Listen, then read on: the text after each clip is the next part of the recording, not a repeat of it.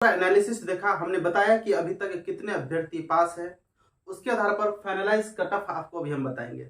यह cut off उसी विश्लेषण पर आधारित है जो कि मैंने आपको बताया। हेलो फ्रेंड्स, सबसे पहले आपका स्वागत है एक बार फिर से आपके अपने ही चैनल ज्ञानदान पे। दोस्तों, क्या आप भी बीपीएससी टीआरई का एग्जाम दिए हैं? क्या आप भी अपने कट ऑफ को लेकर चिंतित हैं? तो आज इस वीडियो को शुरू से लेकर अंत तक जरूर देखिएगा। मैं वादा करता हूं कि आप अगर इस वीडियो को देखते हैं, आप वाकई में श्योर हो पाएंगे कि आपकी सिलेक्शन होगी या नहीं होगी।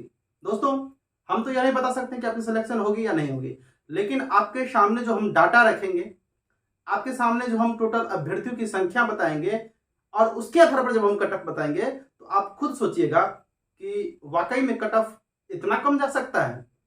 आपने बिलीव कभी नहीं किया होगा और आज इस वीडियो को देखने के बाद निश्चित रूप से आप अपने हृदय से पूछेगा कि वाकई इतना कम कट ऑफ जा सकता है। चलिए बिना किसी देरी का हम स्टार्ट करते हैं आज के वीडियो को।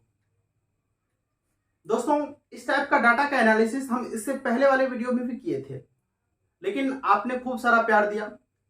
हम जो इससे पहले डाटा आपके सामने प्रस्तुत किए थे वह 7 फेज की जो नियुक्ति है ना का मामला चल रहा था आज से 6-7 महीना पहले। उस समय हम यह इस टाइप का वीडियो अपलोड किए थे, लेकिन उस समय का बात अलग था और अभी का बात अलग है। बीच में 2 सीटेड बढ़ गया है ना। फिर सबका हम एनालिसिस बताएंगे कि सीटेड दिसंबर से लेकर जुलाई तक कितना अभ्यर्थी पास हुआ है, और पास होने के साथ इसमें हम बीएड अभ्यर्थी को हटाएंगे, क्योंकि उस समय बीएड अभ्यर्थी 1 to 5 में एलिजिबल थे लेकिन अभी नहीं है।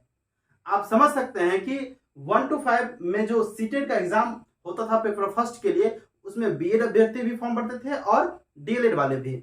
अगर इसमें बीएड अभ्यर्थी को छांट दिया जाए तो अभ्यर्थी कितने बचेंगे?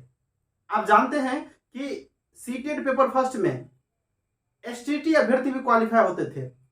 आप जानते हैं कि उसका सिलेक्शन अपर लेवल में हो जाएगा, वे अभ्यर्थी तो छटेंगे। उसके बाद आपको यह भी पता होगा सेशन 2022-24 वाले को बीपीएससी में बैठने का मौका नहीं दिया गया था। ऐसे में वे भी अभ्यर्थी सीटेड पास हैं। हम अगर उसको भी छाटेंगे तो कितना अभ्यर्थी लास्ट तक बचेगा? साथियों, मैंने जो कैलकुलेशन डाटा अवेलेबल किया है सारा का सारा मैंने लिखा है ना। इस टाइप का वीडियो बनाने में बहुत ही मेहनत लगती है, आप खुद जानते हैं। पूरा डाटा का एनालिसिस करना, एक एक करके उसमें छाटना है ना, फिर उसके आधार पर कटअप बताना थोड़ा सा मुश्किल होता है। लेकिन आज वीडियो को देखिएगा। चलिए हम स्टार्ट करते हैं, है ना, बिना किसी देरी का। दोस्तों, आज हम दिसंबर 2019 से जुलाई 2023 तक मतलब 5 सीटेड में कितने अभ्यर्थी पास हैं इसका एनालिसिस करेंगे। आप यह क्वेश्चन करेंगे कि क्या दिसंबर 2019 से पहले अभ्यर्थी सीटेड में पास हैं, लेकिन उसको 6th फेज में मौका मिला था। आप बोलेंगे 6th फेज में क्या सबका बहाली हो गया था? तो बिल्कुल नहीं, 6th फेज में बहाली नहीं हुआ था। इसी के लिए तो आपको हम वीडियो है ना यह प्रोवाइड करा रहे हैं। आप वीडियो को लास्ट तक देखिए, सब टाइप का क्वेश्चन आपका सॉल्यूशन हो जाएगा। देखिए, हम पहले आपको बताते हैं दिसंबर 2019 में कितने अभ्यर्थी अपियर हुए थे।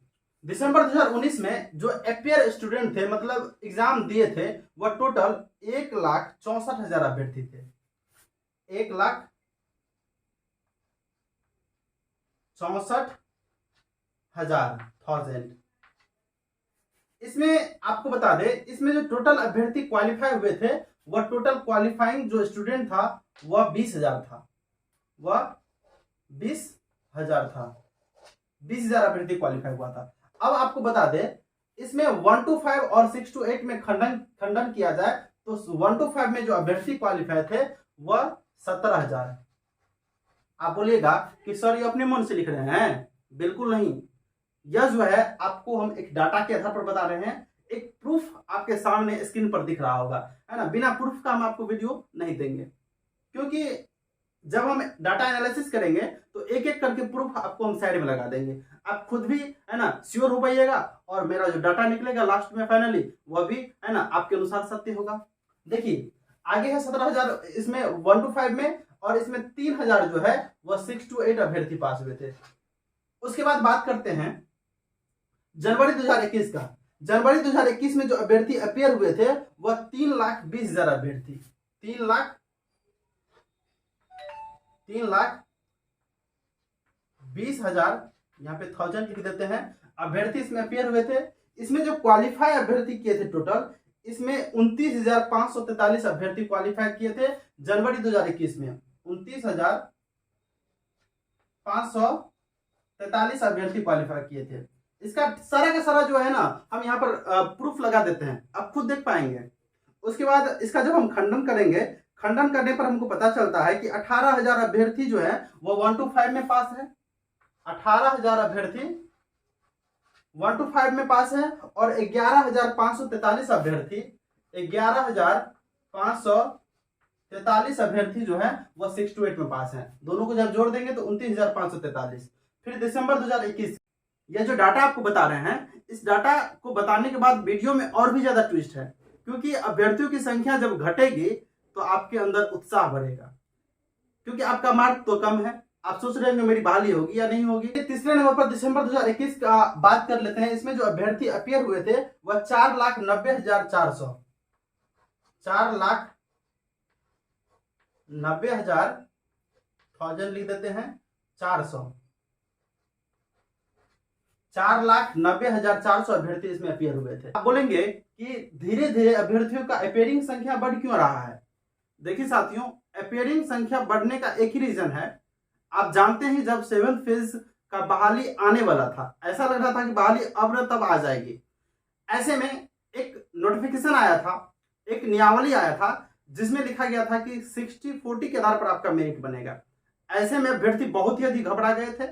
जिसका सीटेट में मार्क कम था उसका मेरिट बहुत ही कम बन रहा था। ऐसे में अभ्यर्थी क्या किए कि बार बार जितना सीटेट हुआ सभी में फॉर्म फिलअप किए, फॉर्म फिलअप करते गए, है ना। ऐसे में अभ्यर्थियों की संख्या और रिजल्टों की संख्या में बढ़ोतरी होते गई। तो आप बोलिएगा कि अभी जो आप डाटा बताएंगे, क्या अभ्यर्थियों की संख्या जो रीअपियरिंग करके फॉर्म फिलअप किए थे उसको छाटेंगे या नहीं छाटेंगे? तो निश्चित रूप से छाटेंगे। इसी कारण तो आपको बोलते हैं वीडियो पूरा देखिए। देखिए 4,90,400 अभ्यर्थी इसमें, है ना, अपीयर हुए थे। उसके बाद 1 to 5 में जो इसमें अभ्यर्थी क्वालिफाई हुए थे वह 30,000, बहुत ही अधिक संख्या बढ़ गया था इस समय में, है ना। 30,000 अभ्यर्थी इसमें क्या किए थे, क्वालिफाई हुए थे 1 to 5 में। उसके बाद 10,000 अभ्यर्थी जो हैं, 10,000 अभ्यर्थी वह 6 to 8 में क्वालिफाई हुए थे। 10,000 अभ्यर्थी 6 to 8 में क्वालिफाई हुए थे। टोटल हो गया आपको 40,000। टोटल 40,000 अभ्यर्थी इसमें क्वालिफाई हुए थे दिसंबर 2021 वाले में। इसके बाद जब हम बात करेंगे दिसंबर 2022 में, दिसंबर 2022 में जो अभ्यर्थी का अपीयरिंग संख्या था वह भी लगभग इसी के बराबर था, है ना। वह 4,86,432, 4,86,432, 4,86,432 अभ्यर्थी इसमें अपीयर हुए थे। और इसमें जो पास हुए थे अभ्यर्थी उसमें 25,543, 25,543 अभ्यर्थी इसमें क्वालिफाई किए थे 1 to 5 में। 23,574 अभ्यर्थी 6 to 8 में क्वालिफाई किए थे। यही जब दोनों को टोटल करेंगे तो 49,117 अभ्यर्थी क्वालिफाई किए थे, लगभग 50,000 के बराबर। अब सोचिए यहाँ पर रिजल्टों की संख्या कितनी अधिक बढ़ रही है। फिर जब जुलाई 2023 का बात करेंगे, जिसका रिजल्ट अभी हाल ही में 1-2 रोज पहले आया है ना। इसमें अभ्यर्थियों की जो संख्या थी वह अपीयर कितने हुए थे, इसमें अपीयरिंग स्टूडेंट जो थे वह 4,20,000, कितना, 4,20,000, 4,20,000 अभ्यर्थी इसमें क्या किए थे, अपीयर हुए थे। वहीं अगर क्वालिफाइंग का बात करेंगे 1 to 5 में, तो 1 to 5 में आपको पता होगा 24,000 अभ्यर्थी क्वालिफाई हुए थे। और 6 to 8 में जो अभ्यर्थी क्वालिफाई हुए वह 5,000 अभ्यर्थी इसमें क्वालिफाई हुए। 24, 5, 29,000 अभ्यर्थी इसमें जो है टोटल इस बार क्वालिफाई हुए। चलिए अब हम आपको बताते हैं कि पूरा मिला के अभ्यर्थी सीटेट कितना पेपर 1 और पेपर 2 मिला के क्वालिफाई हुए। देखिए पेपर 1 और पेपर 2 मिला के 1,67,660, 1,67,660 अभ्यर्थी क्या किए, क्वालिफाई किए। 1,67,660 अभ्यर्थी टोटल। यह जो है पेपर 1, सीटेट पेपर 1 और पेपर 2 दोनों मिला के 1 to 5 अभ्यर्थियों से आपका मुकाबला है। हम काम करेंगे अभी 1 to 5 पे ही। 1 to 5 में कितने अभ्यर्थी क्वालिफाई होते हैं उसके आधार पर कट ऑफ क्या होना चाहिए यह अभी आपको हम बताएंगे। जब हम इसको टोटल करेंगे तो टोटल करने के बाद 1 to 5 में आ जाता है 1,12,543। 1,12,543 अभ्यर्थी जो है वह टोटल 1 to 5 में क्वालिफाई हुए, यह पांचों सीटेड मिलाकर। अब बोलिएगा कि सर इसमें तो अभ्यर्थी री अपीयर हुए हैं, पुनः एग्जाम दिए हैं, तो ऐसे में इसकी संख्या तो घटनी चाहिए। बिल्कुल संख्या घटेगी, इसी कारण आप वीडियो को लास्ट तक देखिए, पूरा बात समझ में आएगा। एक एक प्रूफ आपको हम देंगे। 6 to 8 को हम जब टोटल करेंगे, टोटल करने के बाद 55,117 अभ्यर्थी हैं, तो टोटल आप समझ गए 1,67,660। अब आगे हम बात करते हैं कि इसमें जो अभ्यर्थी छटेंगे जो रीअपीयर हुए थे 1 to 5 में बीएड वाले भी एग्जाम दिए थे और डीएलएड वाले भी एग्जाम दिए थे। इसमें हम केवल डीएलएड वाले को लेंगे, बीएड वाले को छांटेंगे। इसको छांटने के लिए आप थोड़ा समय दीजिए, हम बोर्ड को मिटाते हैं। दोस्तों जैसा कि मैंने अभी आपको बताया कि टोटल अभ्यर्थी अभी तक दिसंबर 2019 से लेकर 2023 जुलाई तक कितने अभ्यर्थी क्वालिफाई हैं। ऐसे में आपका क्वेश्चन बहुत ही अधिक होगा इसमें कि सर इसमें रिपीटेड स्टूडेंट होगा कि जो बार बार सीटेड दिए होंगे, हम उसको भी छांटेंगे। 1 to 5 में जो आपने देखा कि टोटल जो अभ्यर्थी क्वालिफाई है 1,12,543, इसमें डीएलएड वाले भी होंगे और बीएड वाले भी होंगे, तो इसमें बीएड वाले को भी छांटना है। फिर एक्चुअल डाटा कितना बचता है, यह डाटा अभी मैंने आपको एनालिसिस के माध्यम से बताया 1,12,543, इससे पिछले स्लाइड में। और आपको अभी बता दे कि आपका एक बहुत ही एक बड़ा क्वेश्चन होगा कि 2011 से लेकर 2019 तक बीच में जो सीटेड अभ्यर्थी क्वालिफाई हैं, क्या आप उसको काउंट नहीं करेंगे? तो उसको भी हम इंक्लूड किए हैं। पहले आप इसको समझ लीजिए। देखिए सबसे पहले आपको बता दें 6 to 8 में जो 55,117 और टोटल मिलाकर 1 to 5 और 6 to 8 मिलाकर 1,67,660 अभ्यर्थी है ना क्वालिफाई है। इसमें हम 6 to 8 पर काम नहीं करेंगे, केवल 1 to 5, क्योंकि अभी हम पीआरटी का कट ऑफ आपको बताएंगे, है ना, तो केवल 1 to 5 अभ्यर्थियों का ही काउंट करेंगे।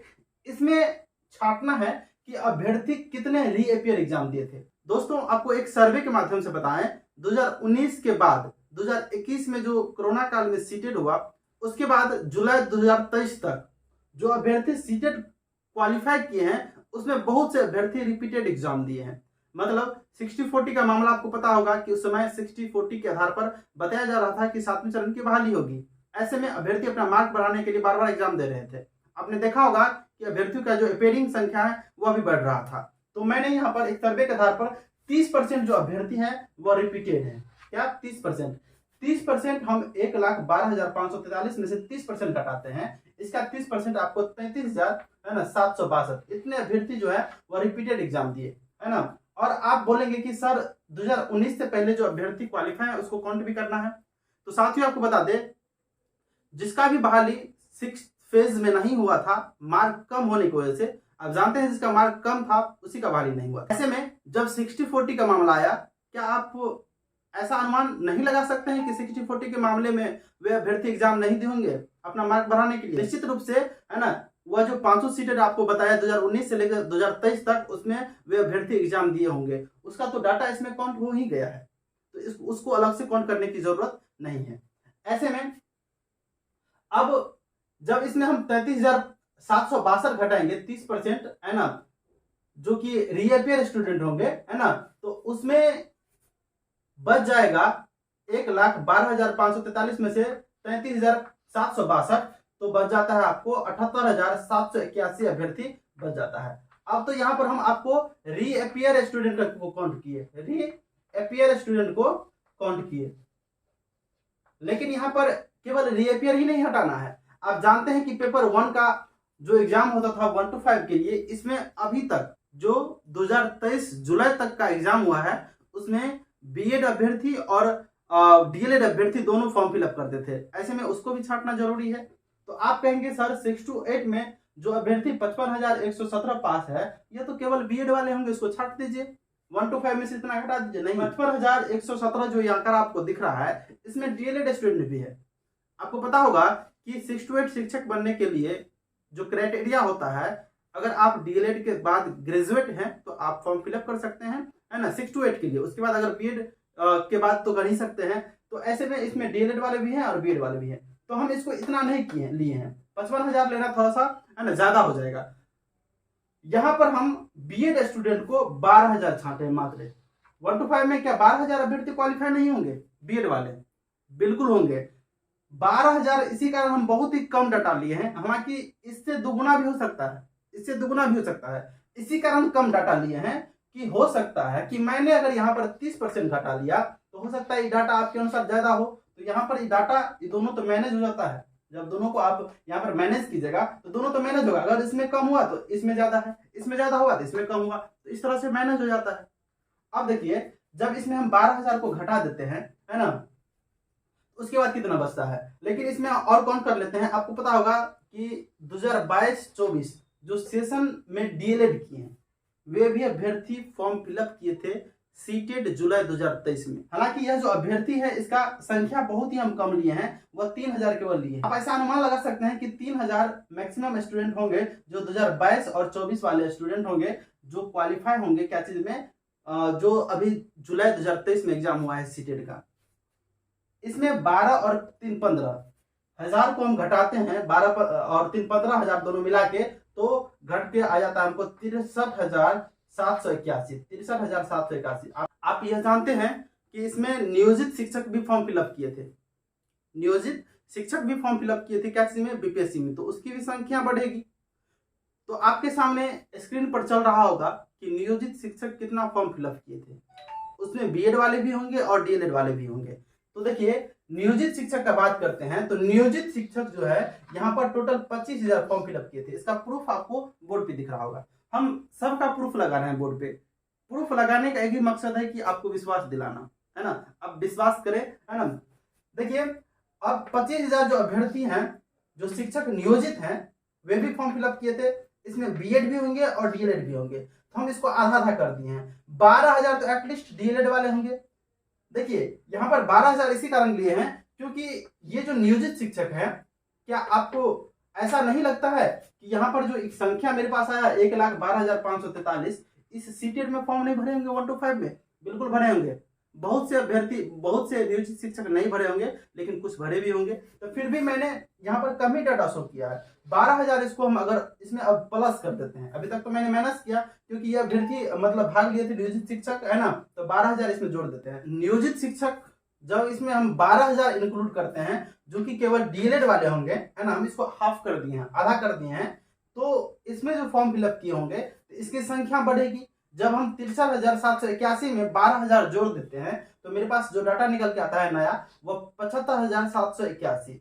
अब 75,781 1 to 5 में केवल अभ्यर्थी बचे।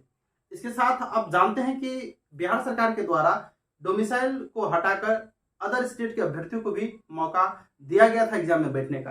तो हम अदर स्टूडेंट का जो संख्या है वह आप समझ सकते हैं कि अगर बिहार में 75,000 स्टूडेंट हो सकता है तो हम अदर से 50,000 ले लेते हैं। तो 50,000 स्टूडेंट जो है इसमें हम अगर इंक्लूड कर दे तो 1,25,781 स्टूडेंट ऐसे होंगे जो केवल डीएलएड वाले होंगे और 1 to 5 में, है ना, फाइट करेंगे आपके साथ। इसमें मैंने बीएड वाले को छांट दिया है, रीअपेयर वाले को छांट दिया है, नियोजित शिक्षक को इंक्लूड कर दिया है, अदर स्टेट के स्टूडेंट को इंक्लूड किया है, फिर सेशन 2022-24 वाले को छांट दिया है। ऐसे में टोटल डाटा मैंने अवेलेबल कराया आपको, है ना।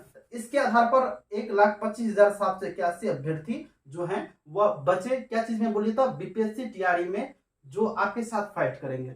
अब इतने अभ्यर्थी का जो रिजल्ट आएगा इसमें भी फेल होंगे।